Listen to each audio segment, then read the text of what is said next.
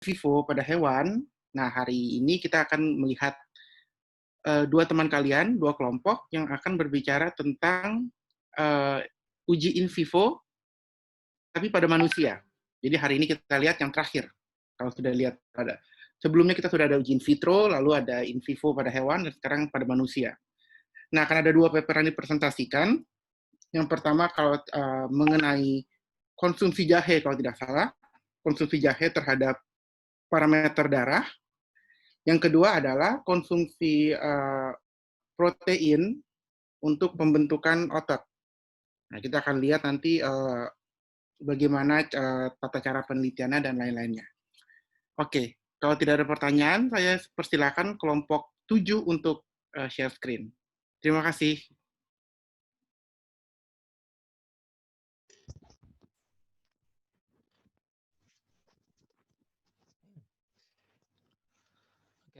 Oke, bisa dimulai ya.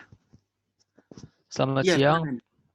Oke. Selamat siang Pak Regi dan teman-teman. Nama saya Nathan dan hari ini kelompok kami akan menjelaskan tentang paper dari yang berjudul The Effects of Ginger on Fasting Blood Sugar, Hemoglobin A1C, and Lipid Profiles in Patients with Type 2 Diabetes. Di sini kita bergabung dua kelas. Dari L46 ada Airelia Planita, Alvin Zevanya, Isabel Erlina, Sasha Geliana, dan Steviani. Dari LB46 ada Alvin Pranata, Cindy Wijaya, saya sendiri, dan Rianda Aulia. Next. Jadi diabetes mellitus itu adalah kelainan metabolit dengan hyperglikemia kronik dan disfungsi metabolik makronutrien yang diinduksi oleh defisiensi dari sekresi insulin dan fungsinya, atau keduanya. Pada saat ini, obat diabetes sintetik digunakan untuk mengobati pasien yang menderita diabetes mellitus. Tapi obat yang sintetik ini mempunyai efek samping yang berbahaya, seperti hypoglycemic coma dan gangguan pada hati dan lambung. Oleh karena itu, WHO merekomendasikan untuk menggunakan obat diabetes yang berasal dari tanaman, seperti jahe. Next.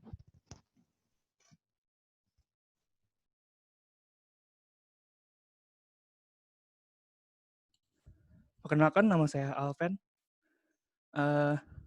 Dari yang kami gunakan yaitu jahe. Saya akan menjelaskan bahan yang kami gunakan. Jahe merupakan rempah yang dapat ditemukan di banyak daerah. Jahe sudah lama digunakan sebagai obat tradisional yang digunakan mengobati penyakit seperti radang sendi atau artritis, rematik, penyakit pada sistem syaraf, peradangan pada gusi, sakit gigi, asma, sembelit, dan diabetes. Terdapat unsur utama pada jahe, yaitu ada volatil dan non-volatil. Next.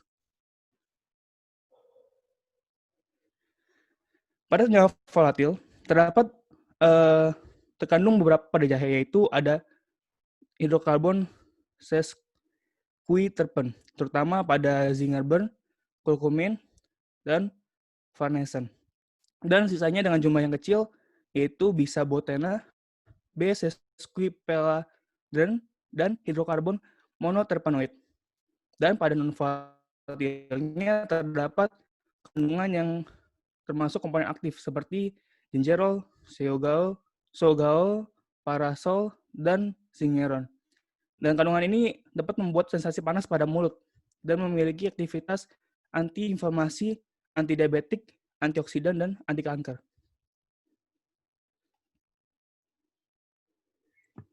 Saya Sasha Yelana, dan saya akan memberitahu tentang metodologi yang dilakukan. Pertama, metodologi yang dilakukan adalah dengan melakukan kontrol selama 10 minggu dengan menggunakan ginger dan placebo yang diisi dengan tepung. 50 perempuan dan laki-laki yang berusia 30-60 tahun yang memiliki penyakit diabetes tipe 2 yang didaftarkan dalam percobaan ini. Namun, dalam penelitian ini, kriteria yang tidak diperbolehkan ikut adalah orang-orang yang sedang mengandung, yang mengonsumsi alkohol atau tobako, yang memiliki penyakit autoimun, orang yang terbiasa mengkonsumsi jahe, dan obat-obatan herbal lainnya. Setelah itu, pasien tersebut akan dibagi menjadi 2 grup, yaitu grup pertama yang mengkonsumsi jahe, dan grup kedua adalah yang mengkonsumsi placebo, yang berisi tepung. Dan dalam 10 minggu penelitian tersebut, semua pasien diizinkan untuk obat-obatan yang biasa mereka konsumsi sesuai dengan anjuran dokter, dan tidak disarankan untuk mengubah pola makan dan aktivitas yang biasa mereka lakukan. Next. Kemudian pengukuran yang dilakukan adalah pertama dengan mengukur berat badan menggunakan Seka Scale dengan aturan pakaian yang tipis dan tidak menggunakan sepatu. Kedua adalah mengukur tinggi badan menggunakan stadiometer, diukur tanpa menggunakan sepatu. Dan yang ketiga adalah mengukur tekanan darah dengan menggunakan digital spike manometer, dilakukan setelah istirahat selama 15 menit dalam posisi duduk. Next. Saya Rianda Aulia akan menjelaskan tentang clinical and biochemical analysis. Untuk melakukan analisis ini, sampel darah diambil setelah melakukan puasa selama 12-14 jam dan setelah 10 minggu intervensi. Lalu sampel disentrifuge. Sentrifugasi sampel dilakukan pada suhu kamar dan pada 3000 rpm selama 10 menit untuk memisahkan serum dari sel-sel darah. Puasa serum glukosa, Tg, Tc, LDLC, HDL, dan hemoglobin terglikosasi ditentukan dengan metode kalorimeter enzimatik dengan kit komersial pada analyzer otomatis. Next. Selanjutnya, data dianalisis menggunakan SPSS. Distribusi normal dari data diperiksa menggunakan uji Kolmogorov-Smirnov. Uji T independen atau uji Mann-Whitney digunakan untuk membandingkan dua kelompok pada awal dan akhir penelitian. Data kuantitatif sebelum dan sesudah perlakuan masing-masing kelompok dibandingkan dengan menggunakan uji T berpasangan atau uji Wilcoxon. Data kualitatif dianalisis menggunakan uji Chi-square. Data disajikan sebagai mean dan frekuensi untuk variabel kuantitatif dan kualitatif. Masing-masing tingkat signifikasi yang ditetapkan pada P nilai sama atau kurang dari 0,05. Next.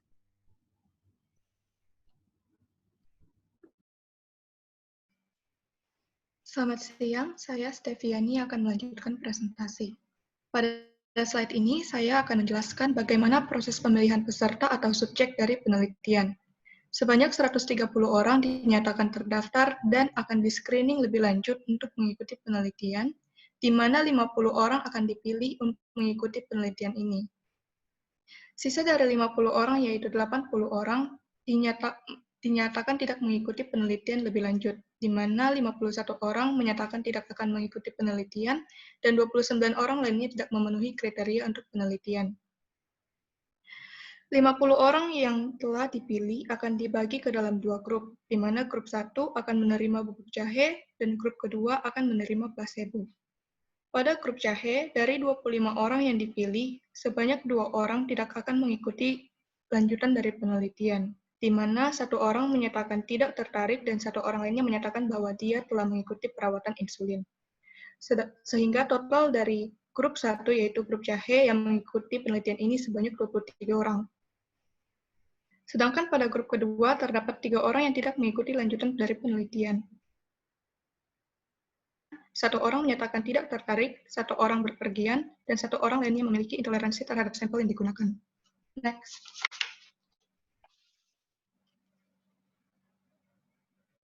Pada slide berikut ini saya akan menjelaskan mengenai hasil. Hasil berikut merupakan hasil pengurangan sesudah dan sebelum dilakukannya penelitian. Dan dilakukan uji paired sampel t-test dengan signifikansi di bawah 0,05. Pada penelitian ini terdapat beberapa parameter yang diteliti, diantaranya berat badan, BMI, fasting blood sugar, glycosylated hemoglobin, total kolesterol, systolic blood pressure, diastolic blood pressure, LDL to HDL ratio, HDL, dan juga LDL. Pada hasil yang terdapat perbedaan yang signifikan pada gula darah puasa, glycosylated hemoglobin, dan juga LDL to HDL ratio. Next, selanjutnya akan dilanjutkan oleh teman saya, Cindy Wijaya. Selamat siang, saya Cindy Wijaya dari LB46. Saya akan melanjutkan presentasi yang sebelumnya. Selanjutnya adalah hasil dari penelitian kandungan jahe yang dibandingkan dengan placebo. Tabel di sebelah kiri adalah tabel sebelum penelitian, dan pada tabel yang di sebelah kanan adalah tabel setelah penelitian. Pada grafik yang sebelumnya terdapat 3 aspek yang lebih diperhatikan, yaitu fasting blood sugar, hemoglobin A1C, dan LDL-C to HDL-C ratio, di mana hasilnya menunjukkan hasil yang berbeda secara signifikan. Misal pada kategori fasting blood sugar, pada kolom jahe dapat dilihat bahwa nilainya menurun secara signifikan, dan pada kolom placebo nilainya meningkat secara signifikan. Next.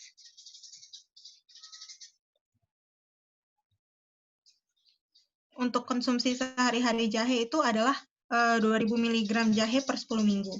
Selanjutnya adalah fungsi dari jahe. Jahe memiliki fungsi yang baik untuk tubuh, namun yaitu dapat menurunkan fasting blood sugar, hemoglobin A1C, dan LDL dan HDL rasio secara signifikan. Di samping itu, jahe juga dapat menurunkan total kolesterol, trigliserida, LDL-C, dan HDL-C, namun tidak secara signifikan. Selanjutnya akan dilanjutkan oleh teman saya, Airel.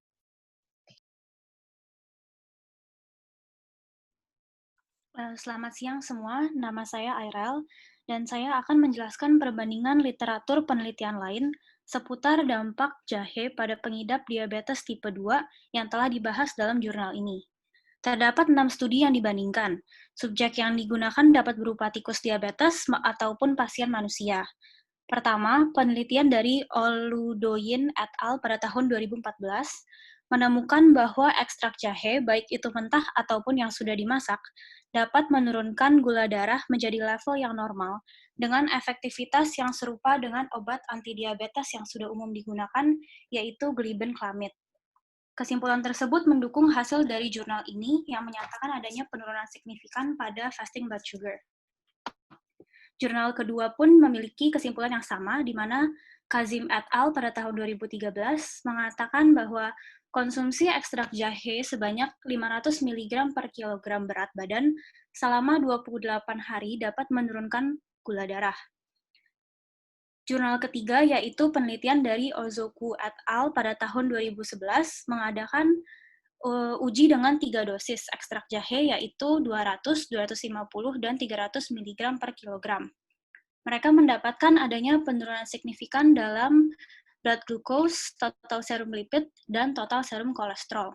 Walau penurunannya masih belum seefektif atau sebesar obat antidiabetes glibenclamide dengan dosis 2,5 sampai 5 mg per kilogram.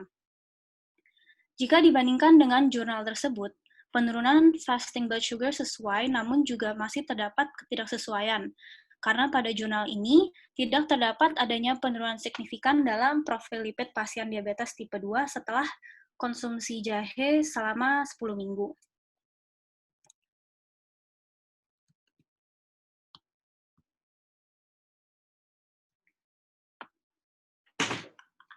Hal ini juga sama dengan penelitian Al-Amin et al. Pada tahun 2006. Mereka mendapati konsumsi 500 mg per kilogram ekstrak jahe secara signifikan dapat menurunkan serum glukos, triacylglycerol levels, dan kolesterol. Sedangkan jurnal kelima yang ditulis oleh Araplu et al. 2014 menyatakan bahwa konsumsi jahe sebanyak 1.600 mg selama 12 minggu memberikan penurunan yang signifikan pada fasting plasma glucose, hemoglobin A1C, insulin, homeostatic model assessment, triglyceride, dan total kolesterol. Namun tidak terdapat adanya perbedaan signifikan dalam tingkat HDL maupun LDL. Hasil penurunan signifikan pada gula darah, hemoglobin A1C, serta tidak adanya penurunan signifikan pada tingkat HDL dan LDL mendukung hasil dari jurnal ini. Sedangkan Bordia et al. Pada tahun 1997 menyatakan bahwa konsumsi jahe dengan dosis yang cukup besar, yaitu 4 gram jahe bubuk, dalam jangka waktu yang lama, yaitu 3 bulan, tidak efektif terhadap lipid maupun gula darah dari pasien yang memiliki coronary artery disease atau CAD maupun penyakit diabetes dengan ataupun tidak dengan CAD. Selanjutnya akan dijelaskan oleh rekan saya, Isabel.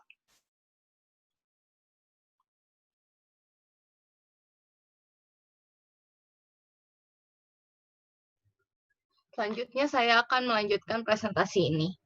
Dalam respon pasien, perbedaan dalam durasi diabetes, dosis jenis dukungan penghambat, dan dosis obat penurun lemak pada pasien, beberapa mekanisme disarankan karena jahe menurunkan gula darah. Next.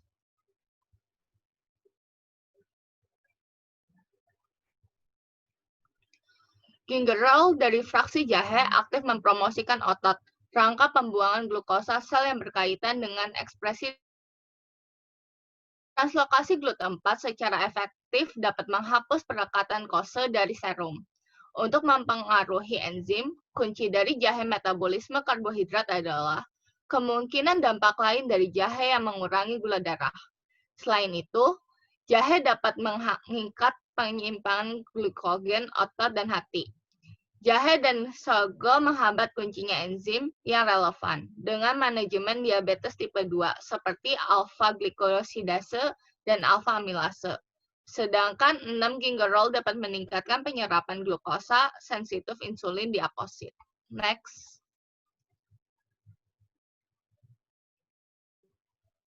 Perkenalkan, saya Alvin akan melanjutkan diskusi sebelumnya. Jadi dalam riset ini masih ada beberapa kekurangan atau keterbatasan yang ditemui. Contoh yang pertama adalah jangka waktu suplementasi yang singkat, di mana suplementasi hanya dilakukan selama 10 minggu. Kemudian juga tidak adanya kontrol terhadap konsumsi obat penurun lipid yang bisa mempengaruhi hasil riset. Next. Dari pernyataan-pernyataan tadi tentunya ada beberapa saran perbaikan yang bisa dilakukan. Misalnya dengan memperpanjang waktu suplementasi dan mengadakan variasi dosis, sehingga efek suplementasi jahe bisa lebih akurat diketahui. Juga dengan mengontrol penggunaan obat penurun lipid sehingga tidak menimbulkan interferensi dengan jahe.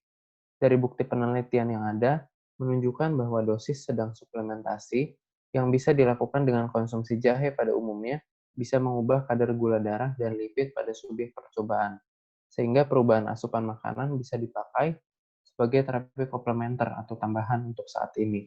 Sekian dari saya, selanjutnya akan dijelaskan oleh Nathan. Jadi kesimpulan dari studi ini adalah suplementasi jahe menurunkan level dari FBS, hemoglobin A1C, dan perbandingan antara LDL dan HDL pada subjek yang menderita diabetes mellitus tipe 2 tanpa adanya efek pada profil lipid lainnya. Next. Sekian presentasi dari kelompok kami. Mohon maaf jika ada kesalahan kata. Apakah ada pertanyaan? Oke, terima kasih banyak untuk kelompok 7. Presentasi menurut saya sangat baik ya karena slide-slide-nya terutama di bagian awal tentang rancangan percobaan sangat ilustratif sehingga sangat mudah dimengerti. Kemudian juga terutama saya menghargai usaha kalian untuk membahas keterbatasan penelitian ini, lalu ada juga saran atau ide-ide yang diberikan. Itu sangat baik. Terutama ini bisa menjadi modal kalian untuk menulis skripsi nanti, karena pasti akan seperti itu. Kalian diminta memberi saran, menganalisis keadaan yang ada, dan sebagainya. Jadi selamat ya kelompok 7, terima kasih untuk effort-nya. Saya ingin membahas sebentar tentang paper ini. Paper ini ditulis oleh peneliti-peneliti di Iran, di Teheran. Pertama yang harus kalian catat untuk penelitian yang menggunakan manusia adalah biasanya subjek yang digunakan tidak terlalu banyak. Seperti di penelitian ini ada 50 ya. 50 itu pun dibagi menjadi 2 grup. Berarti satu grup 25. Sebenarnya sangat sulit mencari partisipan. Pertama karena metode ini invasif. Membutuhkan darah. Tapi cuma di ujung ya. Ini kalau nggak salah penelitian ini cuma di awal dan di akhir. Di hari pertama dan hari terakhir diambil darahnya. Banyak penelitian yang menuntut, misalnya penelitian Bu Ingrid itu juga tentang diabetes dan konsumsi, apa ya itu ya, kimpul kalau nggak salah ya. Iya, umbi kimpul sebagai alternatif karbohidrat yang ramah untuk penderita diabetes. Nah itu setiap hari harus disuntik atau pakai apa namanya alatnya Lancetnya itu loh. Walaupun tidak suntik dalam ya. Setiap hari 3 kali sehari. Jadi yang seperti itu walaupun partisipannya dibayar, tetapi banyak yang tidak mau karena metodenya invasif. Invasif karena membutuhkan darah. Jadi banyak yang tidak mau. Jadi kalau penelitian menggunakan manusia ini cukup sulit. Mencari orang-orangnya, lalu juga makanannya harus dijaga. Nah, di penelitian ini kebetulan makanannya tidak dikontrol. Yang menurut saya seharusnya diminta mereka setiap hari makan apa, dicatat, lalu kita coba analisis apakah ada perbedaan kebiasaan makan nih di antara dua grup ini. Karena bisa jadi itu yang mempengaruhi. Nah, di percobaan ini kita tidak tahu. Lalu yang kedua, untuk percobaan manusia diperlukan yang namanya placebo. Jadi ada dua grup. Yang pertama diberikan ekstrak jahe dalam kapsul. Yang kedua adalah kapsul juga, tetapi isinya tepung atau gula. Kenapa? Karena manusia itu, seperti saya pernah bilang, punya kecenderungan untuk membanding-bandingkan. Jadi kalau saya melakukan penelitian di kelas, saya membagi jadi dua grup, pasti ada yang tanya, kamu dikasihnya kapsul warna apa? Gitu. Aku merah nih, aku hitam nih, jangan-jangan kita berbeda, kayak gitu. Jadi kalau untuk manusia itu harus ada namanya placebo. Supaya semuanya merasa diperlakukan sama, padahal yang kita berikan berbeda. Jadi yang dilihat benar-benar efek dari senyawa yang ada di dalam kapsul tersebut. Nah, kalau untuk penelitian manusia memang seperti itu. Kemudian tadi ada satu yang ingin saya share sebenarnya, kelompok 7 saya, karena tadi tidak ada ya, memang tidak perlu ditampilkan, tetapi saya ingin memberitahu saja.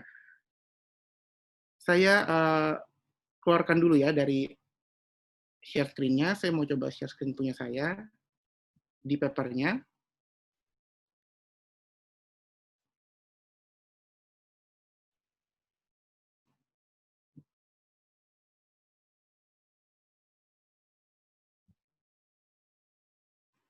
Oke.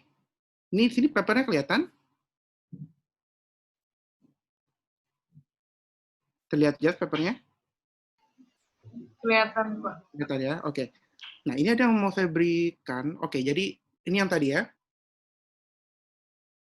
Akhirnya ada 23 grup dan 22 ada 2 grup, 23 orang dan 22 orang.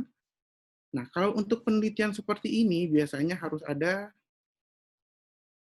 kenapa seperti, sebentar ya, saya bingung nih. Oke, halaman selanjutnya.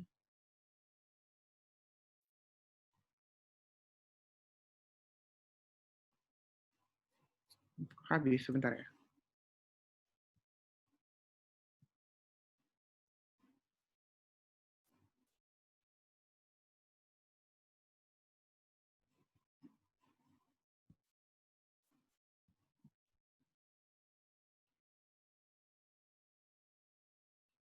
Oke, ada yang seperti ini.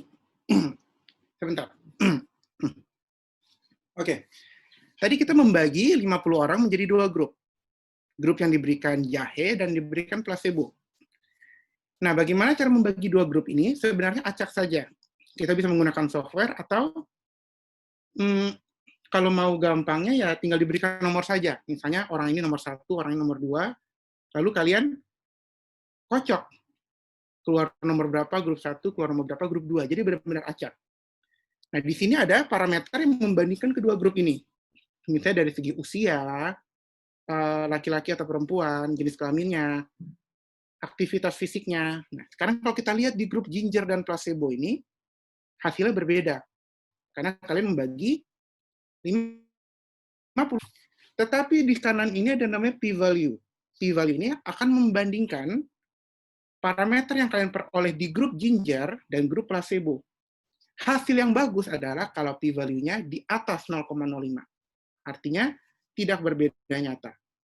Yang menunjukkan bahwa cara membagi grup ini yang kalian lakukan, grup ini isinya homogen loh. Walaupun orang-orangnya berbeda, tetapi kalau parameternya tidak berbeda nyata. Nah, kalau kalian lihat di kanan, p-value ini di atas 0,05 semuanya. Berarti ini adalah pembagian yang bagus.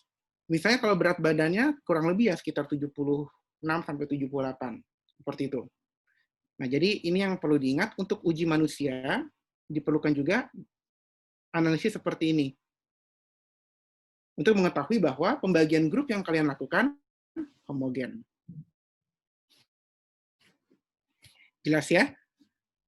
Oke, kemudian tadi ada satu tambahan dari saya. Waktu ketika IRL presentasi, dia membandingkan beberapa literatur yang hasilnya ada yang berbeda nyata, ada yang tidak.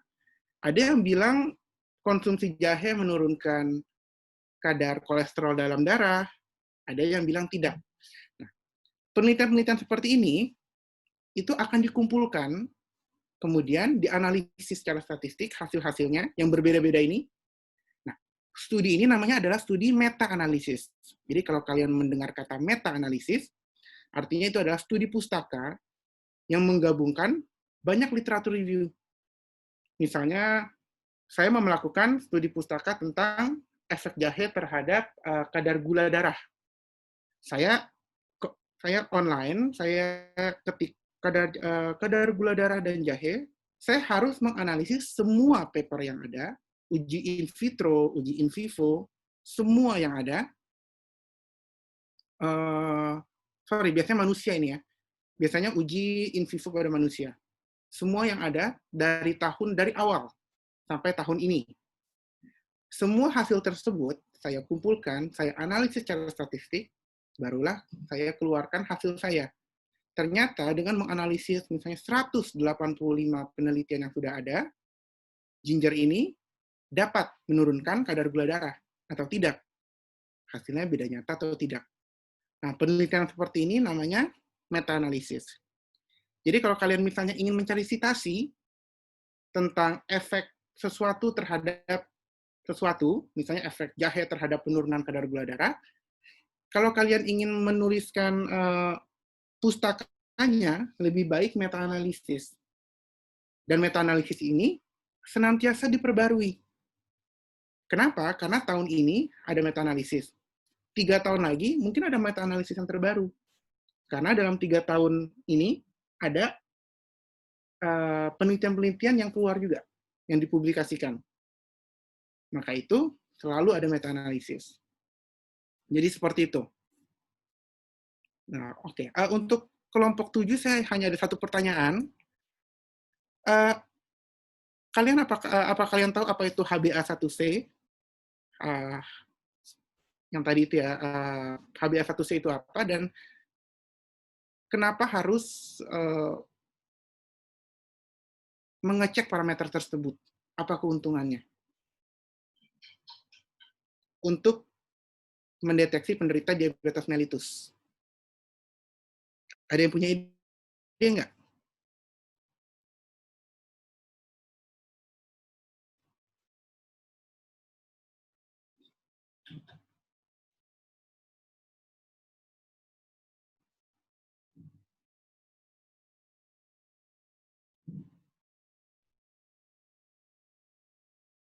Halo, kelompok 7 kedengaran?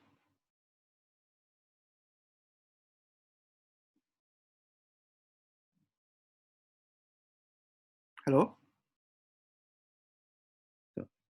Akhirnya hemoglobin secara kimia terikat dengan gula, betul. Itu hemoglobin yang terglikosilasi.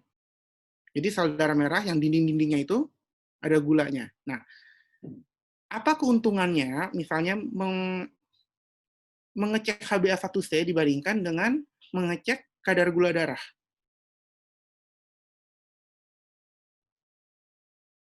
Kalau kalian tes darah, pasti ada 2 itu. Kadar gula darah yang biasa dalam miligram per desiliter, ada HbA1c juga.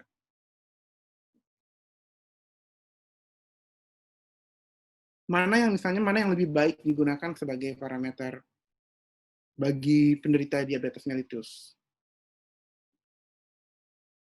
Jawaban Aurelia udah betul ya, hemoglobin yang secara kimia terikat dengan gula.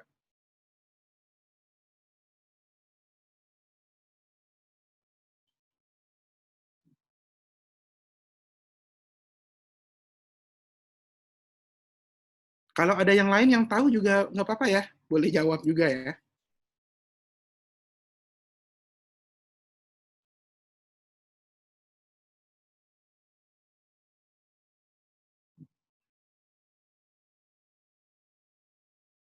Wah, sepi sekali ya ini ya. Cokronya nggak ada soalnya ya. Mana cokro nih? Oh, nggak ada, masih tidur nih cokronya.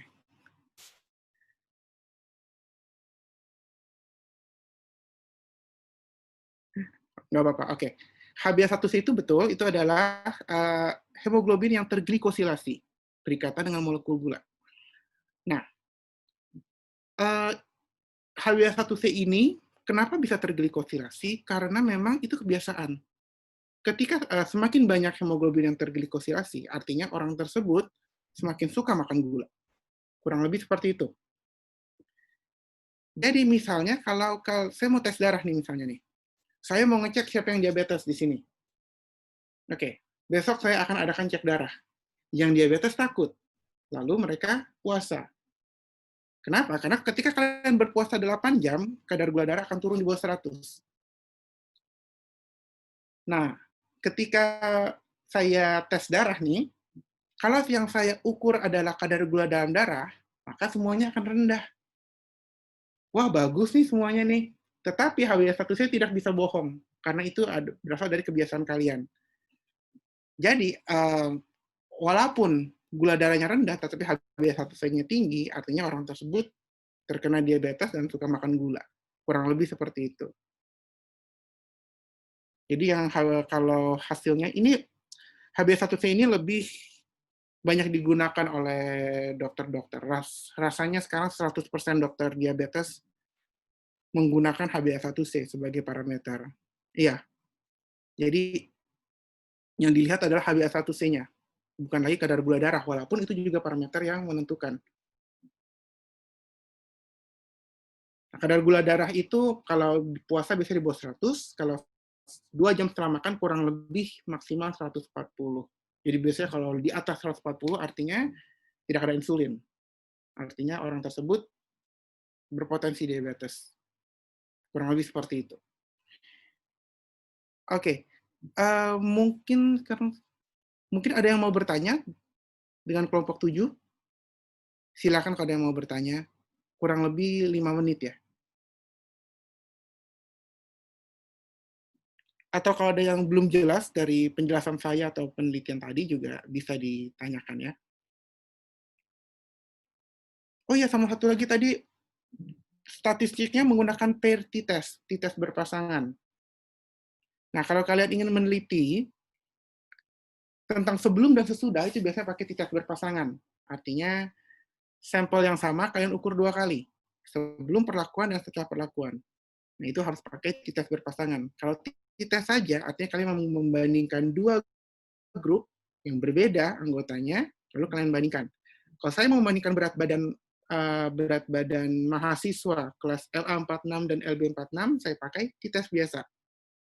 Tetapi kalau saya ambil satu orang di LA46, lalu saya berikan menu diet selama 1 minggu, lalu saya timbang berat badan sebelum dan sesudah, itu harus pakainya t-test berpasangan.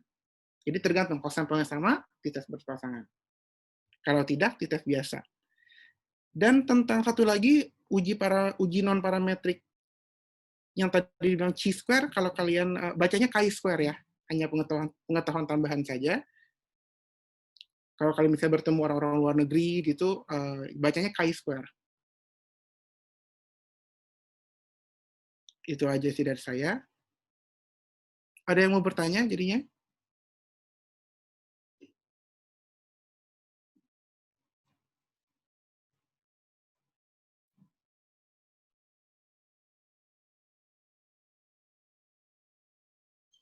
Kalau tidak ada, saya akan lanjut ke kelompok 8 ya. Kelompok terakhir ini. Kalau nanti misalnya masih ada yang mau ditanyakan, tetap bisa dibuka di sesi terakhir. Oke, untuk kelompok 8 saya persilakan ya.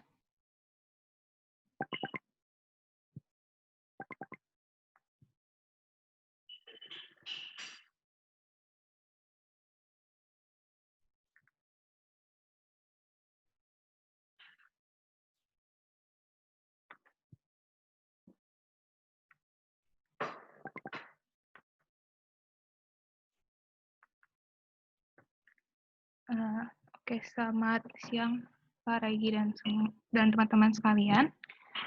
Kami dari kelompok 8 akan mempresentasikan jurnal Effect of Whey Protein Supplementation prior to and following resistant exercise on body composition and training responses, a randomized double-blind placebo-controlled study.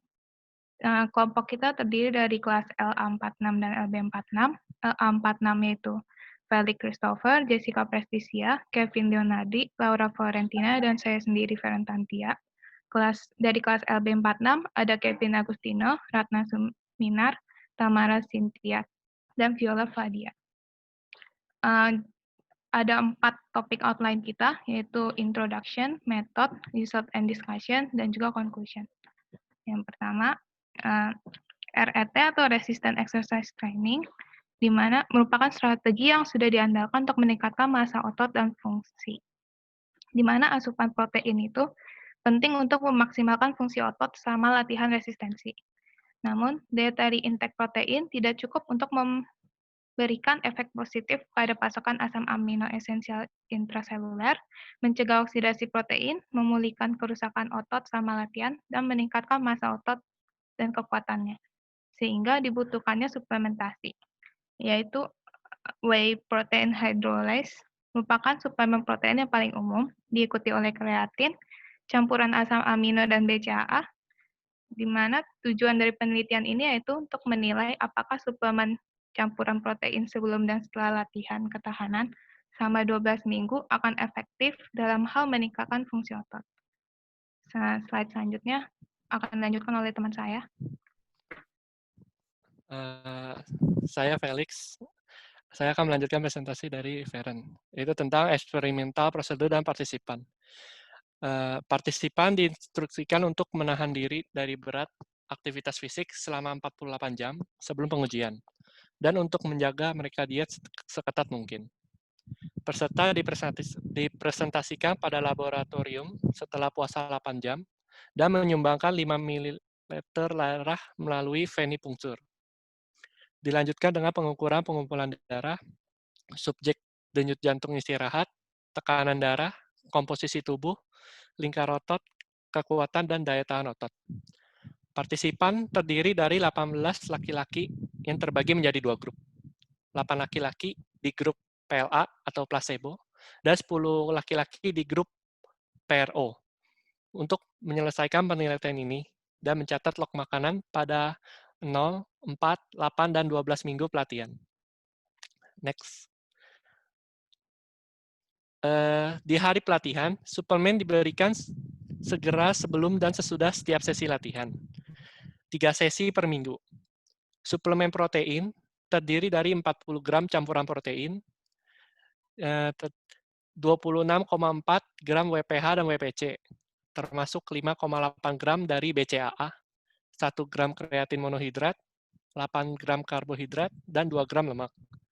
Kelompok PLA diberi identik jumlah kalori yang sama, termasuk karbohidrat, dan 2,7 gram komponen lainnya, seperti bubuk kakao, krim sayur, santan gam, dan sakarida. Suplemen disimpan dalam saset buaran identik untuk membuat sulit identifikasi masing-masing suplemen, dan untuk menjaga sifat double-blind penelitian. Partisipan laki-laki tersebut diizinkan minum air sebelum, selama, dan setelah setiap sesi latihan. Next. Jadi ini adalah rundown sesi pelatihan tersebut. Jadi 18 partisipan laki-laki akan masuk ke dalam ruang pelatihan.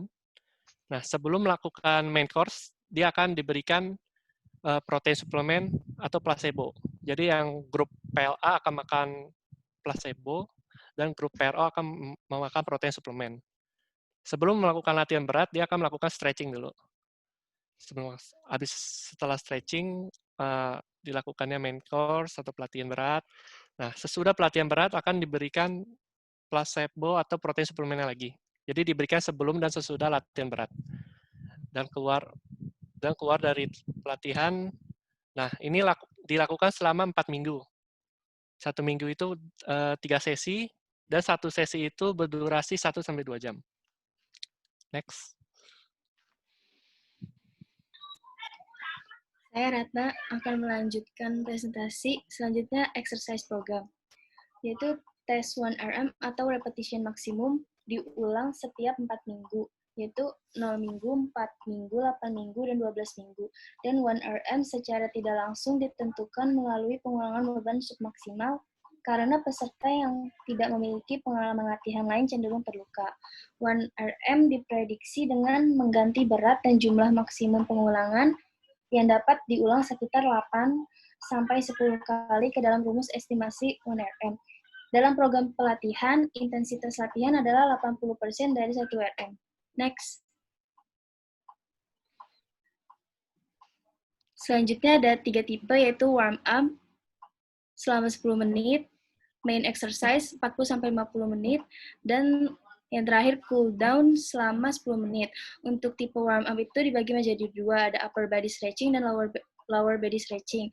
Untuk kontennya itu ada back, chest, bicep, brachy, tricep, brachy, shoulder untuk upper body, dan untuk lower body itu ada quadricep, hamstring, hip joint. Intensitasnya itu yaitu 20 detik untuk setiap pengulangan, yaitu 3 kali pengulangan. Selanjutnya ada main exercise, dibagi menjadi 2 juga, yaitu upper body resistant exercise dan lower body resistant exercise. Untuk upper body itu ada bench press, bicep curl, barbell row, dan shoulder press. Dan untuk lower body itu ada leg extension, leg curl, deadlift, barbell squat. Untuk intensitasnya itu 1 RM 80%, 10-20 repetisi dikali 3 kali pengulangan. Istirahatnya 1 menit. Untuk cooling down-nya itu selama 10 menit. Dibagi menjadi 2, ada upper body stretching dan lower body stretching. Untuk upper body yaitu back, chest, bicep, brachy, tricep brachy, dan shoulder. Dan lower body stretching itu ada quadriceps, hamstring, hip joint, dan intensitasnya itu 20 detik selama 3 kali pengulangan. Next. Enggak mau ke kakak, no. Untuk diet assessment itu sebelum uji coba, subjek mencatat log makanan selama 3 hari, yaitu 2 hari sebelumnya dan pada hari uji coba. Ini berfungsi untuk menstabilkan asupan makanan selama periode intervensi yang dilakukan setiap 4 minggu.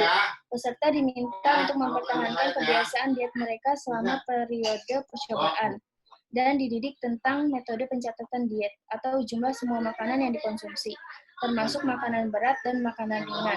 Ahli gizi terlatih menganalisis kandungan nutrisi menggunakan perangkat lunak Ken Pro 5.0. Dari analisa ini, asupan makanan harian dalam hal energi total, karbohidrat, protein, dan lemak ditentukan. Next. Selanjutnya ada body composition. Komposisi tubuh subjek diukur setiap 4 minggu dengan bioimpedansi. Penganalisis komposisi tubuh X-Scan+2 digunakan untuk menentukan tinggi, berat, massa bebas lemak subjek, dan massa lemak dengan akurasi standar deviasi kurang lebih 1% berdasarkan lemak tubuh dalam satuan persen. Subjek diinstruksikan untuk berdiri di atas platform kaki instrumen dan memegang elektroda. Next.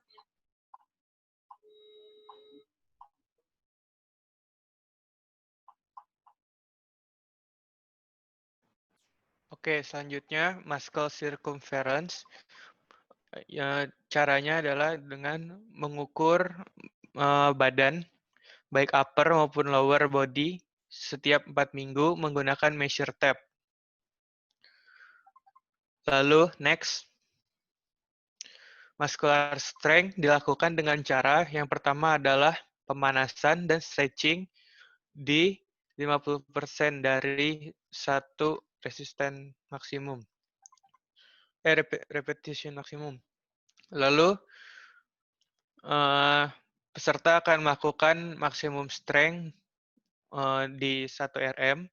Setelahnya, mereka akan beristirahat selama 3 menit. Setiap subjek bisa melakukan 3 kali percobaan.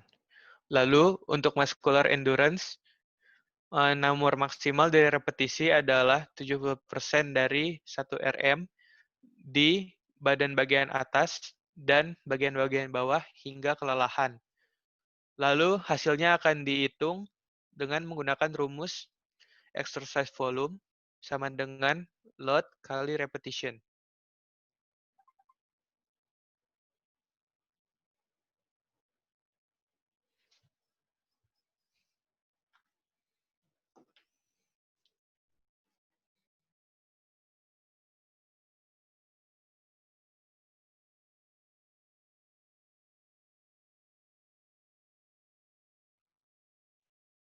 Halo? Ya, lalu selanjutnya analisa darah.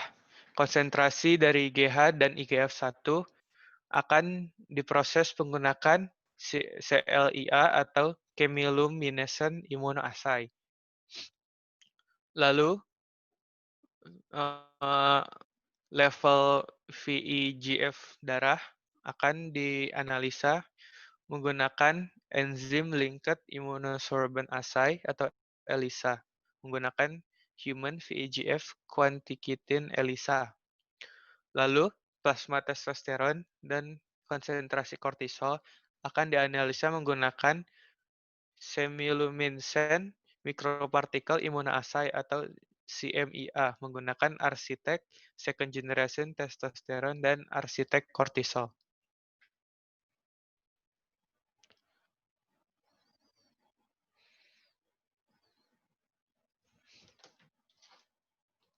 Partisipan karakteristik.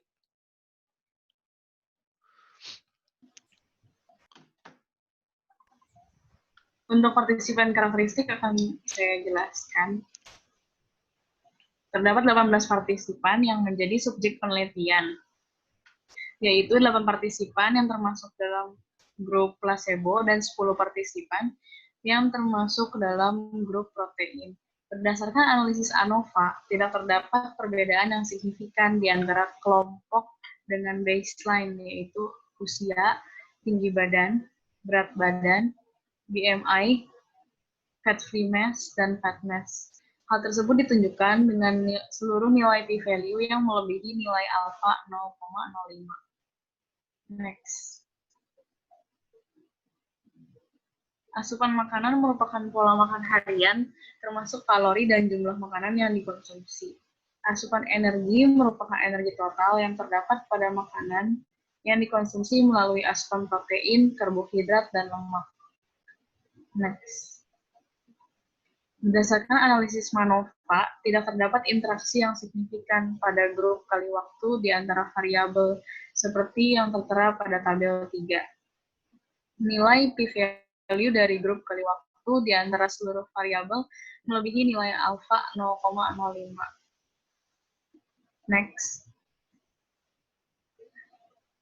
Berdasarkan hasil penelitian, terdapat peningkatan asupan energi dari minggu ke-0 hingga minggu ke-12 pada grup placebo maupun protein. Tetapi asupan energi dalam grup protein lebih rendah daripada grup placebo. Selain itu, terdapat peningkatan asupan protein yang stabil dari minggu ke-0 hingga minggu ke-8 pada grup placebo. Sedangkan tidak terdapat peningkatan asupan protein yang signifikan pada grup protein.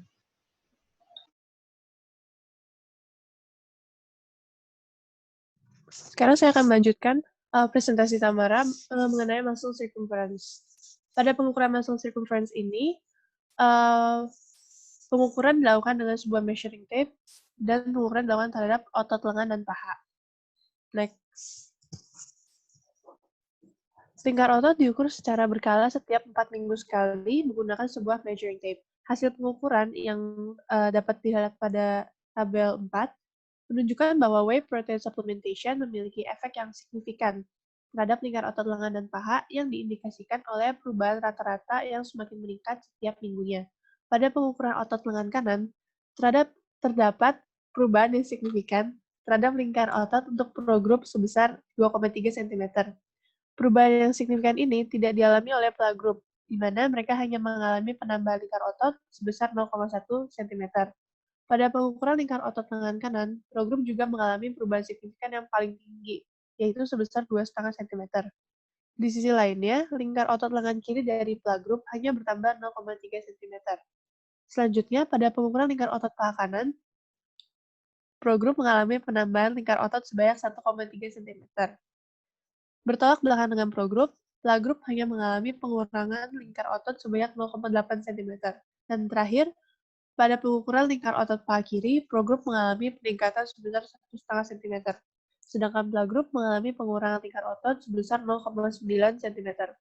Secara umum, dapat dikatakan bahwa whey protein supplementation telah menghasilkan perubahan yang signifikan terhadap lingkar otot lengan dan paha dalam waktu 12 minggu. Next. Mirip dengan tabel sebelumnya, grafik ini juga menunjukkan atau menekankan bahwa lingkar otot lengan kanan mengalami penambahan ukuran lingkar otot yang paling tinggi dibandingkan otot lainnya. Next.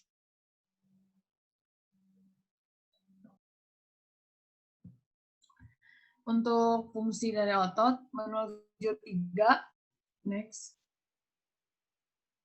4 dan 5, dapat dilihat dari grafik kelompok PLA dan PRO, baik latihan tubuh bagian atas ataupun tubuh bagian bawah, terdapat jelas bahwa kelompok PRO mengalami fungsi otot yang lebih signifikan dibandingkan dengan kelompok placebo. Hal ini semakin terlihat jelas di figure 4 dan 5 pada week 12, perbedaan terlihat jauh lebih signifikan. Pengguna suplemen harus mengetahui waktu konsumsinya. Disebutkan bahwa konsumsi harus dilakukan sebelum dan sesudah latihan. Mengapa dilakukan seperti itu? Agar efektif dalam meningkatkan fungsi otot dibandingkan waktu yang bebas. Efek dari suplemen sendiri saat dikonsumsi sebelum dan sesudah dapat menjadi pemulih otot yang sudah bekerja ekstra saat latihan. Dalam hal ini merupakan olahraga. Oleh karena itu disarankan untuk mengonsumsi sebelum dan sesudah, bukan hanya satu kali dari masing-masing untuk memberikan hasil yang optimal. Selain itu, suplemen protein juga memiliki efek positif terhadap fungsi otot setelah mengkonsumsi suplemen secara berkelanjutan dan harus diakumulasi selama 12 minggu. Jadi kalau misalnya berhenti di tengah waktu, efek protein tersebut tidak terlalu signifikan.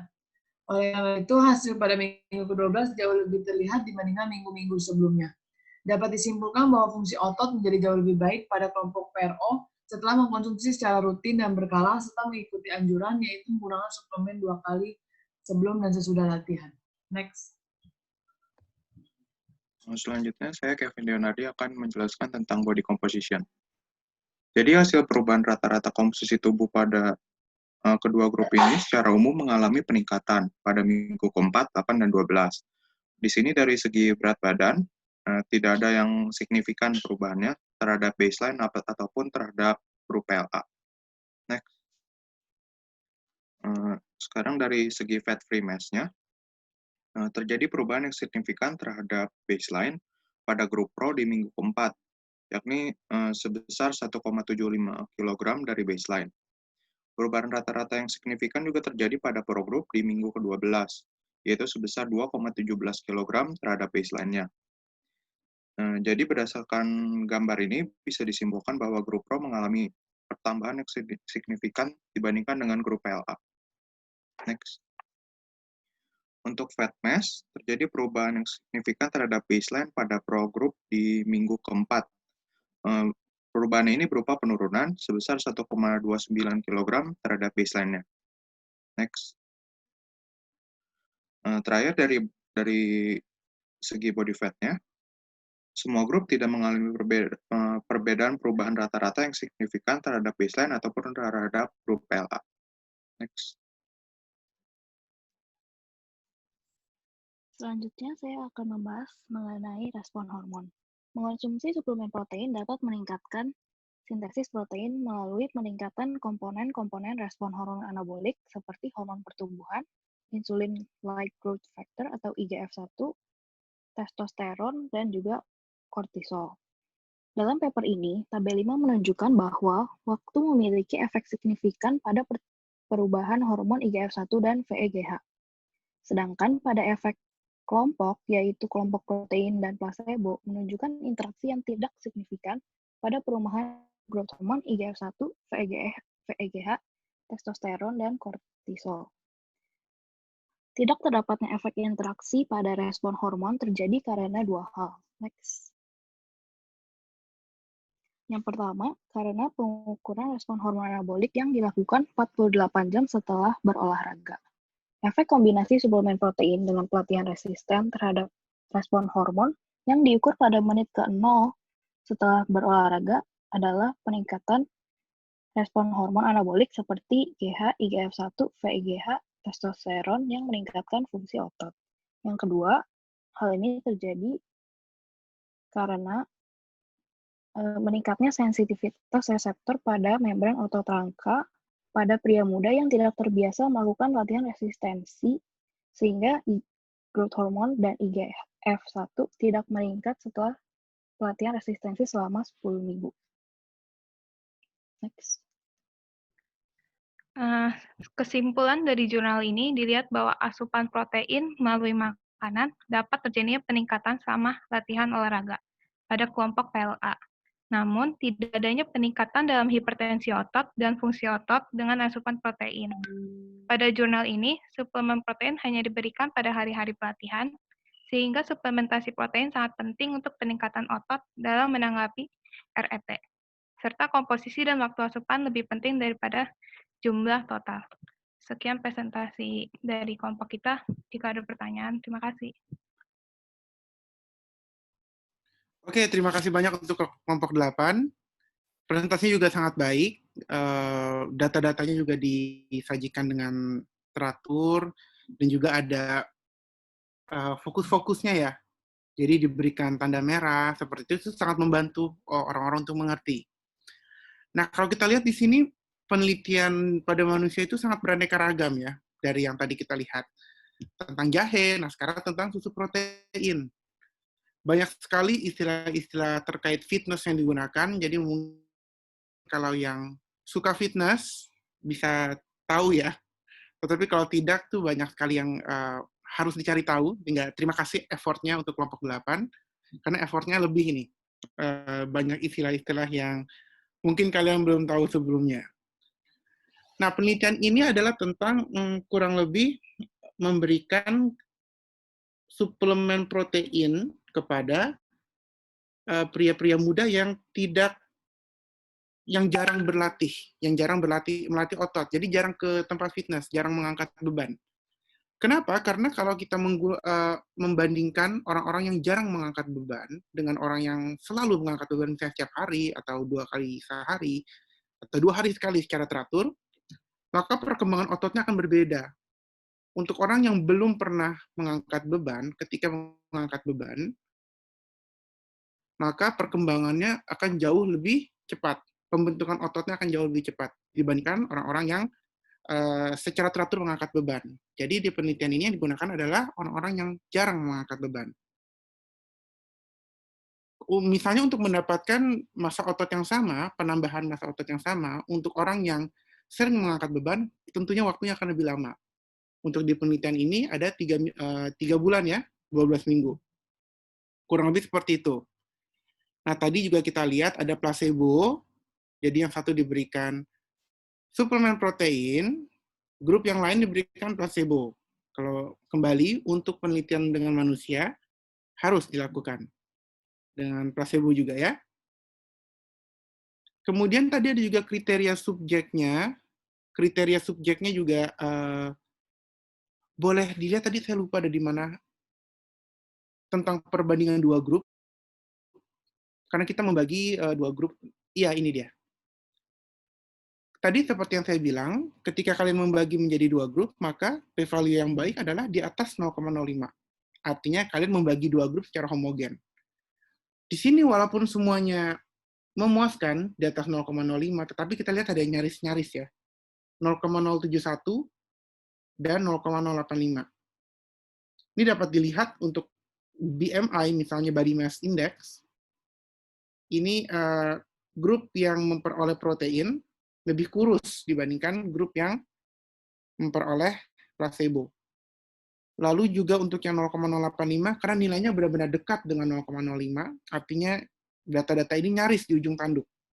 Nyaris berbeda. Untuk yang protein juga ya, untuk fat mass, grup protein ini lebih kurus ya, karena massa lemak dalam tubuhnya lebih kecil dibandingkan yang placebo. Tetapi secara statistik masih dapat diterima. Karena masih di atas 0,05. Ini saya hanya ingin menunjukkan bahwa walaupun secara statistik diterima, tetapi data-data ini nyaris-nyaris. Kebayang ya? Lalu tadi ada yang namanya 1RM, artinya one repetition maximum. Nah, itu artinya sebenarnya massa beban yang dapat diangkat 5, ada yang bilang 5, ada yang bilang 6, tergantung ya. 5-6 kali diangkat, beban terberat yang dapat diangkat 5-6 kali berturut-turut. Itu yang dihitung sebenarnya. Jadi, karena berat badan orang-orang ini berbeda-beda, maka kita berikan beban yang berbeda-beda. Karena kita nggak bisa, misalnya, grup 1 semuanya saya berikan 50 kilo bebannya. Nggak bisa seperti itu. Karena mungkin ada yang beratnya 45 kilo, ada yang beratnya 70 kilo. Kita nggak boleh mematok hal yang sama dengan beban yang sama. Sehingga yang dilihat adalah 1RM-nya. Beban terberat yang dapat mereka angkat 5 kali berturut-turut. Jadi ini dicoba nih satu-satu. Misalnya saya panggil siapa ini misalnya. Santo tolong angkat 20 kilo. 20 kilo diangkat 5 kali tanpa masalah, saya tambah 25. Sampai ketemu di mana dia udah mulai kesusahan, tetapi masih bisa. Kalau misalnya 60 kilo bisa tapi setengah mati gitu ya, itu masih dihitung. Tapi kalau sudah 65, Santo sudah tidak sanggup, berarti 1RM-nya 60. Dan 1RM ini adalah juga merupakan cara menilai perlombaan angkat beban. Jadi kalau kalian nonton Olimpiade itu, angkat beban yang dinilai adalah 1RM-nya. Jadi sebenarnya yang dilihat itu. Untuk menyamaratakan perlakuan bagi setiap subjek. Nah, kemudian, apa yang mau saya bilang lagi ya? Kalau dari saya kurang lebih itu saja. Kemudian, saya mau tanya sama kelompok 8, menurut kalian bagaimana paper ini? Apakah bagus atau tidak? Bagaimana tentang pengolahan datanya, interpretasi datanya, dan kesimpulannya? Ada komentar nggak? Ada yang mau komentar nggak?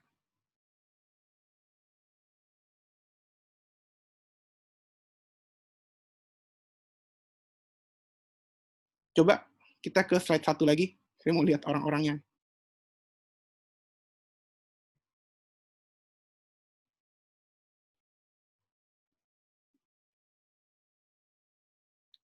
Ini kalau Ferent, ada ide nggak Ferent? Menurut saya sih bagus-bagus aja sih Pak jurnalnya. Kalau kesimpulannya menurut papernya apa? Kesimpulannya kalau grup Pro sama PLA, si PLA tetap ada penambahan, tapi dia nggak nambah di hipertensi otot sama fungsi ototnya. Jadi, iya intinya suplemen protein tetap penting buat kerja otot. Ya. Betul. Kesimpulan utamanya itu, tetapi kalau nggak salah di papernya itu dia ada mau tiba-tiba muncul di kesimpulan pentingnya timing dan komposisi kalau nggak salah ya, komposisi protein yang dikonsumsi dan timing. Iya. Artinya waktu minum proteinnya itu. Nah, itu agak mengganggu saya sebenarnya karena itu bukan hasil penelitian dia gitu. Kemudian juga, Kalau di jurnal itu ada disebutin kayak kalau misalkan maksudnya penggunaan konsumsinya itu dikarenakan kalau misalkan dikonsumsi hanya sekali ya, sesudah latihan atau sebelum latihan, jadinya itu dianggap sama si jurnalnya nggak memberikan hasil yang efektif gitu loh Pak. Makanya iya dibilang betul. harus dilakukan sesuai waktunya. Gitu. Iya, saya setuju. Nah, karena jurnal tersebut membandingkan dengan penelitian lain yang menunjukkan bahwa ternyata timing diminum sebelum atau sesudah protein ini hasilnya sama, tidak berbeda nyata. Tetapi ini maksud saya mereka tidak melakukan ini di percobaan mereka gitu. Jadi seharusnya tidak ada di kesimpulan. Tetapi di pembahasan kenapa tidak gitu. Menurut saya itu. Jadi kalau itu yang tentang timing, yaitu mau diminum sebelum atau sesudah ya tidak berbeda nyata ya berdasarkan perbandingan dengan literatur yang lain. Kemudian juga tentang komposisi protein, sedangkan di sini tidak dilakukan maksudnya. Ini kan cuma satu diberikan protein, yang satu tidak, seperti itu saja. Kemudian kalau nggak salah juga di paper tersebut dia bilang, walaupun konsumsi protein grup placebo lebih tinggi, tetapi peningkatan massa otot dan lingkar lengan, lingkar paha, itu lebih tinggi di grup yang diberikan protein. Nah, boleh lihat datanya kalau yang untuk konsumsi mereka, konsumsi makanan. Jadi bedanya penelitian ini sama yang sebelumnya tentang jahe, di penelitian ini, makanan setiap orang dicek, dicatat, lalu dibedah berdasarkan komposisinya. Bukan ini, coba lanjut lagi. Masih lanjut. Ini nih, ya, energy intake yang tadi itu. Di atasnya lagi.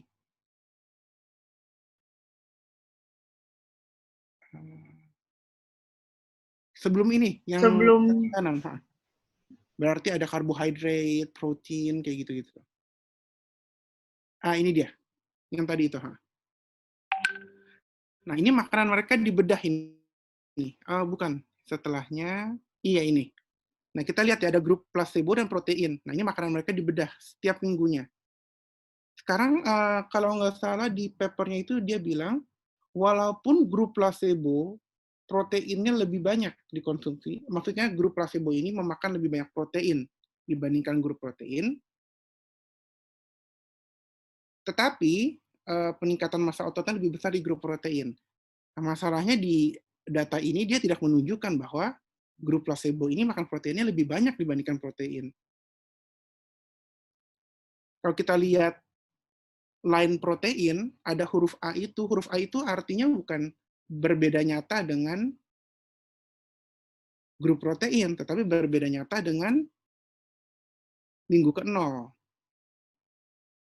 Kalau kita lihat kurang lebih memang pada minggu ke-8 ini, yang ada huruf A-nya ini, konsumsi proteinnya grup placebo lebih tinggi ya daripada grup protein. Sedangkan di minggu-minggu lain sama saja, tidak berbeda nyata. Saya juga nggak tahu kenapa pas minggu ke-8 tiba-tiba grup placebo makan protein itu. Mungkin setelah fitness bareng, mereka makan barbecue Korea bareng ya, mungkin. Karena ini kan penelitiannya di Korea ya. Mungkin, saya nggak tahu juga. Nah, tetapi yang mengganggu saya adalah mereka tidak menyajikan data yang menunjukkan bahwa grup placebo mengonsumsi lebih banyak protein dibandingkan grup protein. Karena di penelitian ini juga konsumsi harian tidak dikontrol. Akan jauh lebih baik kalau dikontrol. Tapi kembali hal itu sangat sulit dilakukan. Karena kalau saya melakukan percobaan, idealnya adalah semua orang memakan hal yang sama. Mengonsumsi makanan yang sama. Jadi kalau saya ambil kelas LA dan LB46, semuanya saya jadikan subjek penelitian saya, semuanya harus saya berikan makanan yang sama. alias saya traktir selama 3 bulan. Dengan catatan, mereka tidak boleh makan makanan yang lain. Jadi misalnya menu hari ini makan siang bakso, makan malam salmon misalnya. Ya seperti itu. Jadi saya tahu berapa konsumsi protein setiap orang.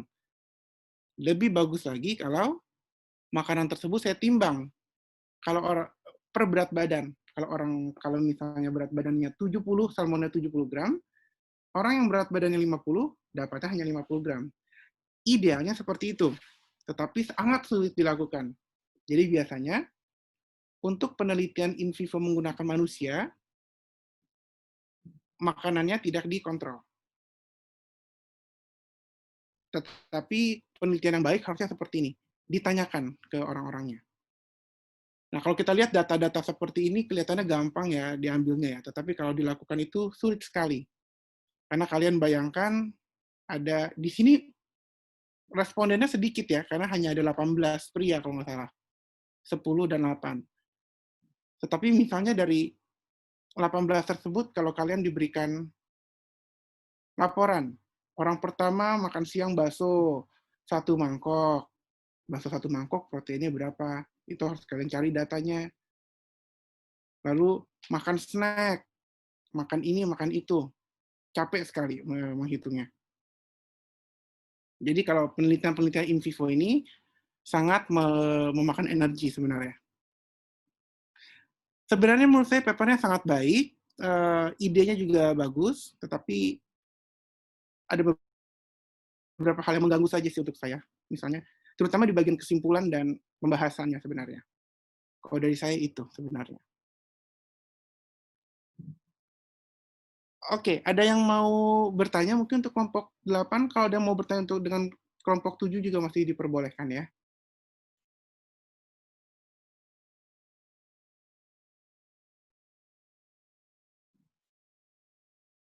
Jadi yang mau berotot ini minum protein sebelum dan sesudah latihan, dan tunggu 12 minggu. Tunggu 3 bulan.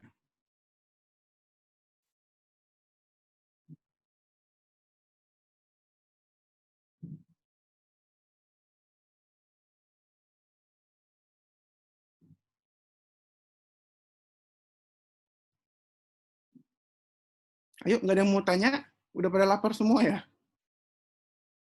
Atau lagi makan semuanya? Oke, sembari menunggu, saya mau menjelaskan sedikit. UAS kalian jadwal sudah keluar ya. 2 Juli untuk teori, lalu ada 8 Juli untuk praktikum. Jadi nanti berarti seperti sebelumnya, seminggu sebelum jadwal tersebut, kalian sudah dapat mengakses soal-soalnya. Untuk yang teori ini sama seperti UTS kemarin, akan ada beberapa soal. Kalau nggak salah ada 5 soal, kalian diminta menjawab dengan dukungan data-data atau informasi dari literatur. Oke, yang kemarin itu banyak sekali yang bagus, jadinya kalian pastinya udah terbiasa ya. Lalu mungkin ada yang bertanya kenapa kelas ini isinya banyak presentasi gitu. Sebenarnya presentasi ini sesuai dengan cara belajar yang diinginkan oleh pemerintah sekarang sebenarnya. Karena mahasiswanya dituntut untuk menjadi aktor, menjadi aktor utama di dalam kelas, sedangkan dosennya hanya sebagai fasilitator. Jadi saya memberikan materi-materi karena hal ini bisa dapat memperkaya wawasan kalian. Ternyata penelitian seperti ini loh. Dan kalian juga, menurut saya ini penting untuk kalian karena kalian mahasiswa semester 6 yang sebentar lagi akan skripsi. Jadi kalian dapat mempunyai ide, oh penelitian tuh bisa seperti ini, oh metode tuh bisa yang seperti ini, misalnya. Jadi juga untuk memperkaya pengetahuan kalian dibandingkan dengan di kelas saja, lalu kuliah-kuliah seperti biasa. Saya rasa metode ini jauh lebih memperkaya. Saya harap kalian menikmati juga prosesnya, karena proses ini juga melatih kalian untuk berpikir kritis, dan terutama kemampuan dan effort kalian untuk memahami paper-paper yang agak rumit. mungkin dari semua paper yang ada, mungkin paper yang terakhir ini yang paling rumit menurut saya ya. Terutama banyak istilah-istilahnya, kecuali di grupnya ini ada yang ahli fitness ya. Karena jenis-jenis latihannya juga kalau tidak familiar dengan istilah-istilah fitness, maka perlu studi literatur yang lebih banyak. Jadi secara umum terima kasih banyak untuk effortnya. Semoga semua ini bisa berguna untuk kalian. Kalau dari saya itu. Lalu untuk praktikum, pertanyaan dari Jason, untuk praktikum juga untuk praktikum nanti juga sama, waktunya juga 1 minggu. Tapi untuk praktikum nanti akan ada, saya sebenarnya akan minta kalian membuat proposal penelitian, tetapi yang singkat. Dan proposal ini diharapkan bisa melatih daya pikir kalian, dan terutama mungkin memberikan kalian inspirasi untuk skripsi. Harapannya itu, proposal penelitian singkat ya. Nanti di soalnya akan ada, waktunya juga 1 minggu. Di soalnya nanti ada tata caranya, ada yang diinginkan apa saja.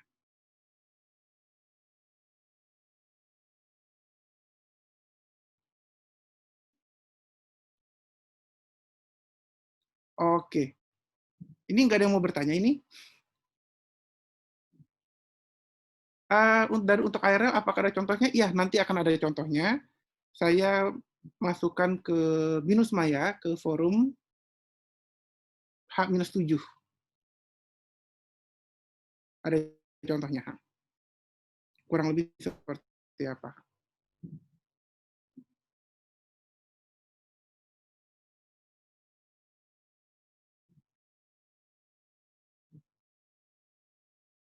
Kalian kalau nggak salah mulai ujian tanggal 29 ya?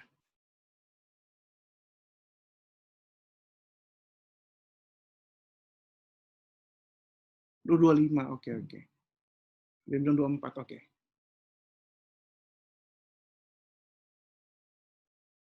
Wah, Vega nggak boleh kelupaan ini, ada tanggal 24 ini.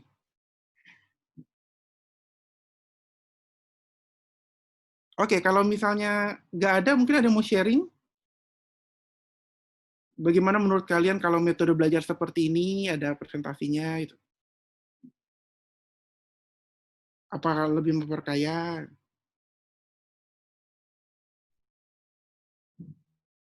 Atau ada saran?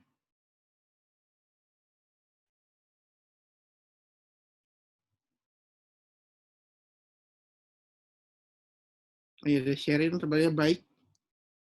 Kadang jadi online, terima kasih. Membuka insight baru. Sarah, apakah topik proposalnya ditentukan? Ada topik besarnya, Sarah.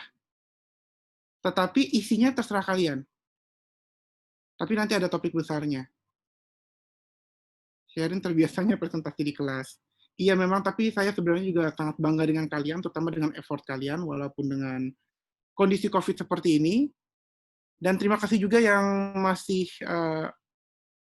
bersedia untuk datang, untuk berpartisipasi di kelas online ini, walaupun ya tidak ada absennya gitu. Jadi terima kasih banyak untuk partisipasinya. Terima kasih Vega. Nah itu juga harapan saya sebenarnya, karena topiknya ini cukup bervariasi. Jadi untuk membuka insight kalian sebenarnya.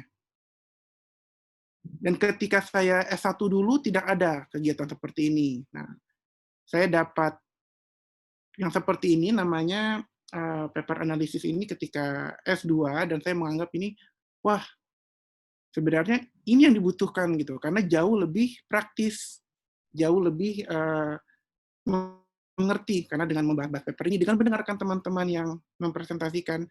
Karena kalau kalian baca papernya, dengan mendengarkan kalian, dibandingkan dengan mendengarkan teman-teman kalian, itu berbeda. Karena teman-teman kalian sudah membaca, mencari informasi, mengerti, kemudian mereka mentransfer ilmunya. Itu jauh lebih mudah dimengerti. Terutama teman-teman kalian juga akan menggunakan bahasa-bahasa yang lebih mudah.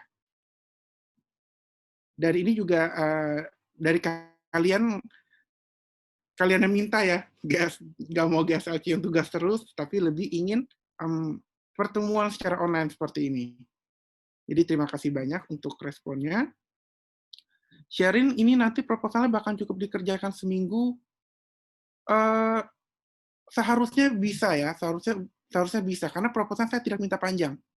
Saya hanya minta ide kalian. Jadi kurang lebih saja proposal ini nanti akan tentang pengembang.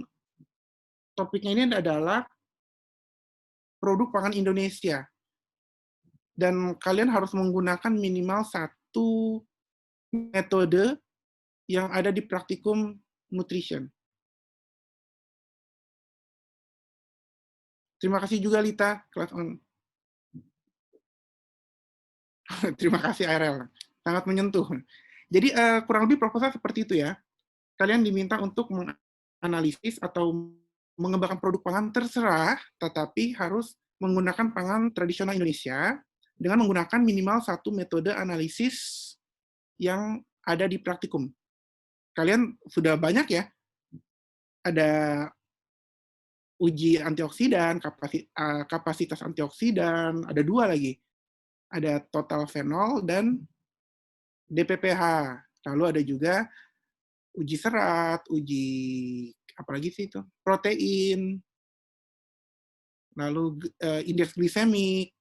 Kemudian yang terakhir ini saya lupa ada apa lagi, satu lagi ya. Protein, indeks glisemik. Ya, kalian harus ya, protein digestibility. Minimal 1 itu. Urutan metodologinya sama persis. Maksudnya itu minimal 1 menggunakan pelajari. Tetapi kalau kalian mau masuk ke metode lain tidak apa-apa. Misalnya kalian mau mengembangkan, misalnya saja ya, misalnya kalian mau mengembangkan brownies tempe misalnya. Brownies dengan substitusi tepung tempe misalnya. Itu bisa dong. Nah, itu kan kalian mungkin bisa usulkan proximat. Nah proximat tidak ada di praktikum ini. Nah, tetapi kalian kan bisa juga mengusulkan kapasitas antioksidan dari tepung tempe ini. Atau kalian mau lihat PER-nya. Boleh. Lalu kemudian misalnya step terakhir adalah uji organoleptik. Nah, udah, 3 itu aja. Jadi sebenarnya ini ingin melatih kalian berkreasi. Tentunya nggak bisa sama ya. Kalau ada 2 orang sama, patut dicurigai ya. Idenya sama, metodenya sama semua. Yang saya akan lebih menilai ke idenya sih, lebih ke idenya. Dan ini juga bisa menjadi modal kalian untuk skripsi nanti. Urutan metodologi bisa sama persis, cuma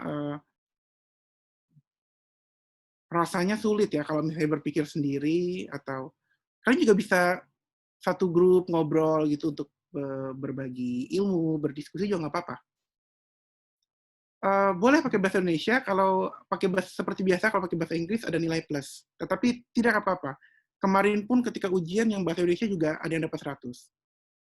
Jika kebetulan sama, bagaimana Pak? Tapi nggak sama persis. Kalau sama pun, introduction-nya kalau sama persis, aneh ya. Iya. Sesuai kreativitas kalian aja, nggak apa-apa.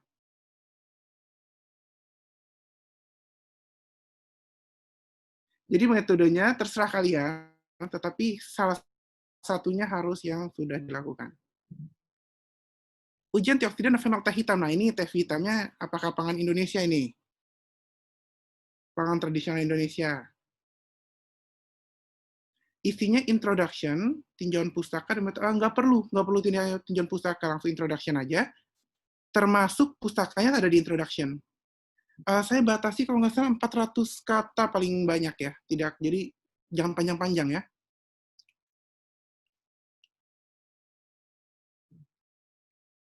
Metodenya mirip, sampelnya mirip. Semuanya 400. Berapa ya? Saya lupa, tetapi tidak panjang-panjang. Jadi tidak butuh effort yang terlalu tinggi juga. Jadi introduction juga tidak perlu panjang sekali ya, secukupnya saja, yang penting saya dapat idenya. Jadi kalau misalnya tepung tempe, misalnya kenapa kalian mau mengembangkan produk ini gitu. Misalnya tempe adalah pangan Indonesia dengan yang dibuat melalui fermentasi dengan Rhizopus oligosporus, fitasi. tempe ini terkenal antioksidannya isoflavon, titik. Lalu tempe ini juga memiliki nilai PER yang lebih tinggi dibandingkan kacang kedelai yang tidak difermentasi, sitasi. Oleh karena itu, saya ingin mengembangkan produk brownies dengan tambahan tepung tempe untuk meningkatkan kadar proteinnya, misalnya seperti itu. Segitu aja udah cukup, sudah kebayang jalannya kemana penelitian ini. Nggak apa-apa, saya nggak hitungin katanya, cuma itu, jadi kalau lebih 20, 30 tetap saya baca, nggak ada masalah. Cuma itu sebagai acuan kalian saja, 400 kata kira-kira sebanyak apa gitu. Kalau kalian sudah sampai 1000, itu terlalu panjang. Tetap saya baca, cuman ya memakan waktu kalian banyak. Saya lupa 400 atau berapa, nanti saya harus lihat dulu.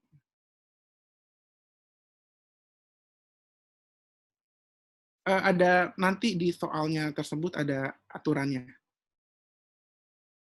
Saya juga tidak, saya membuat ini memang dirancang untuk kurang lebih 1 minggu, karena ada masa berpikirnya, tetapi tidak terlalu memakan waktu. Karena kan untuk sitasnya ada batasan tahun berapa, lebih baik yang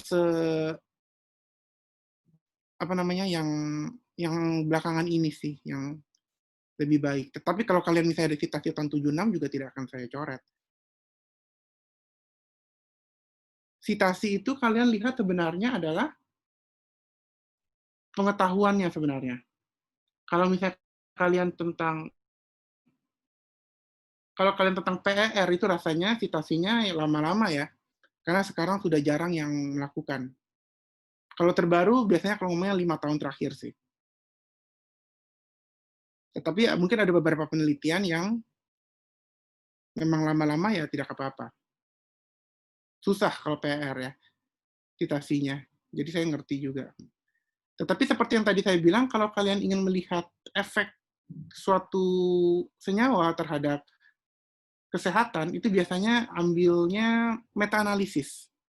Karena meta-analisis ini menggabungkan seluruh data yang ada, lalu dibuat menjadi satu analisis.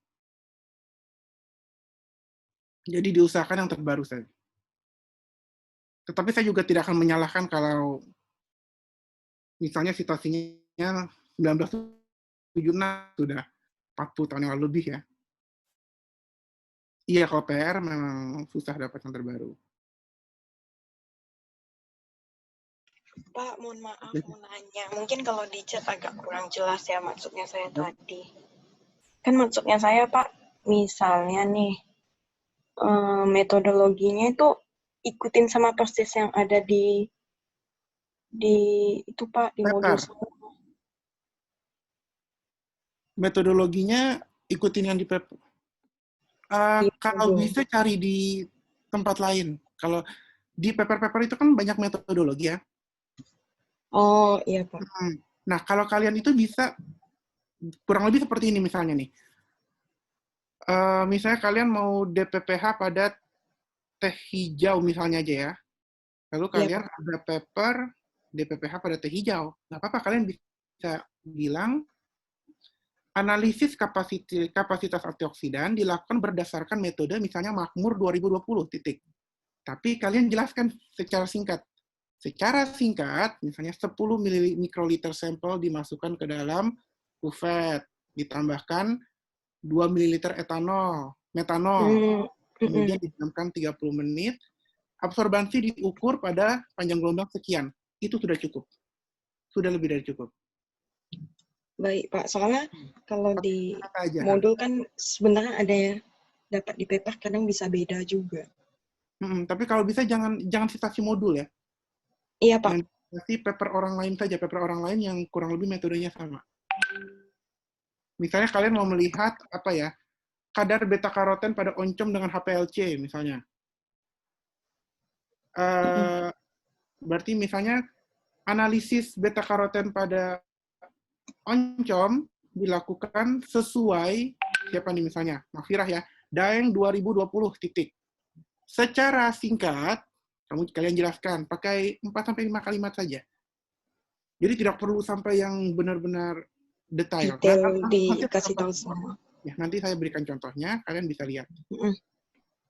Sama ini Pak, kan kita nih misalnya kebetulan sampelnya sama, ujinya mirip gitu loh. Tapi ya nggak sama persis, gimana Pak? Ya nggak apa-apa, mungkin kalian diskusi bareng, nggak apa-apa kok. Kalian kan juga silakan berdiskusi bersama untuk nambah-nambah ide. Kalau kalian ingin bertanya dengan teman kalian, nggak apa-apa. Iya sih Pak, maksudnya nggak diskusi pun takutnya 60 orang kan siapa tahu pengen cari yang mudah terus kayak kepikirannya kebetulannya sama gitu Pak maksudnya saya. Ya nggak apa-apa, tapi pasti ketika saya baca saya ada feeling gitu kalau iya sama persis apa benar beda. Ya. Karena beda kepala pasti beda cara penyampaian juga. Oke, baik Pak, makasih. Sama-sama. Kalau untuk Sarah, prinsip-prinsip boleh, bukan prinsip ya Sarah, lebih ke tata caranya ya, tetapi singkat saja. Singkat saja maksudnya ya nggak perlu sampai panjang lebar gitu. Nggak perlu seperti yang di modul kan bisa ada sampai 20 langkah, gitu. Nggak perlu. Buatnya dalam bentuk kalimat. Jadi seperti paper. Nah ini juga melatih kalian untuk nanti ketika kalian menulis skripsi juga metodologi akan seperti ini. Oke, dia nggak ada masalah, tadi Zoom error, nggak apa-apa. Vega, iya kata-kata pasti beda. Iya, untuk sharing tata cara secara umum. Itu aja sih dari saya, kalau misalnya ada yang mau ditanyakan lagi, nanti kita ketemu hari Rabu untuk membahas beberapa data praktikum. Hari Rabu mungkin tidak akan 2 jam ya, akan lebih cepat, mungkin paling lama 1 jam ya. Jadi kalau kalian bisa ada beberapa pertanyaan, disiapkan dulu aja untuk hari Rabu terkait persentase, terkait apa namanya praktikum.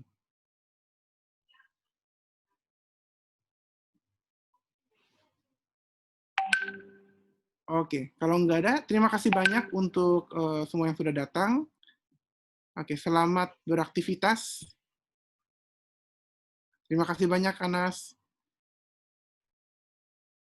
Oke, terima kasih banyak semuanya ya. Sampai ketemu hari Rabu ya. Terakhir. Terima kasih, saya end meeting ya. Terima kasih Pak.